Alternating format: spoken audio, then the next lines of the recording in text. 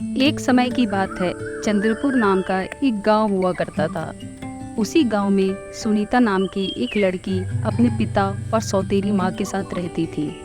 उसकी एक सौतेली बहन पूजा भी थी। पूजा की माँ अपनी बेटी को बहुत प्यार करती थी और सुनीता से घर का सारा काम करवाती थी और उससे प्यार भी नहीं करती थी।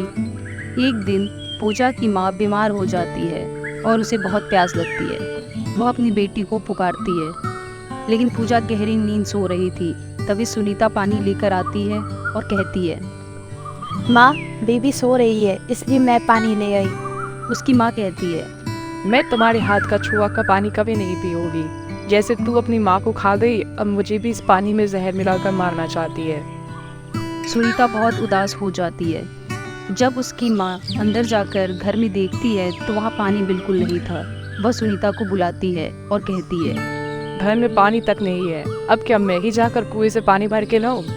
सुनीता कहती है नहीं माँ, मैं बस पानी लेने ही जा रही थी। और वह बाल्टी उठाकर कुएं पर पानी लेने चली जाती है। कुएं से पानी भरते समय रस्सी टूट जाती है और बाल्टी कुएं में गिर जाती है। तभी सुनीता परेशान होकर घर वापस आ जाती है। माँ के पूछने पर वह सब कुछ बता देती है। तभी उसकी माँ उसे कहती है, जब तक बाल्टी वापस नहीं आ जाती तब तक घर वापस मत आना। अगर तुम आओगी तो मैं तुम्हारे हाथ पैर तोड़ दूंगी। सुनीता रोते हुए कुएं पर जाती है और बिना कुछ सोचे समझे कुएं में कूद जाती है।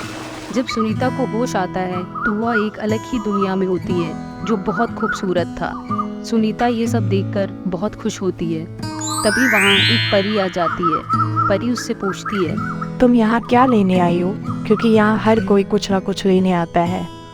फिर सुनीता परी को बाल्टी के बारे में बताती है। सुनीता की बात सुनकर परी सब कुछ समझ जाती है और उसके सामने तरह तरह के व्यंजन जादू से प्रकट कर देती है। परी सुनीता से कहती है, पहले तुम कुछ खा लो, तुम्हें बहुत भूख लगी होगी। सुनीता पेट भर खाना खाती है। तब परी जादू से वहाँ बहुत सारी बाल्टी ले आती है। उसमें से वह सुनीता से अपनी बाल्टी खोजने के लिए कहती है। सुनीता देखती है वहाँ पर सोने चांदी की बाल्टियाँ रखी थी। तभी उसकी नज़र अपनी टूटी हुई बाल्टी पर पड़ती है। वह अपनी बाल्टी उठाती है और कहती है, ये है मेरी बाल्टी जिसके लिए मैं यहाँ आई थी। यह देखकर परी सुनीता से कहती है, बेटी, तुम सच्ची दिल की हो। यह सब देख कर भी तुम्हें कोई लोभ नहीं आया और तुमने केवल अपनी बाल्टी उठाई। मैं इससे बहुत खुश हूँ और मैं तुम्हें कुछ उपहार देना चाहती हूँ। परी अपनी छड़ी घुमाकर सुनीता के हाथ में लोहे की बाल्टी को सोने में बदल देती है और उसे पूरी तरह से सोने और चांदी से भर देती है।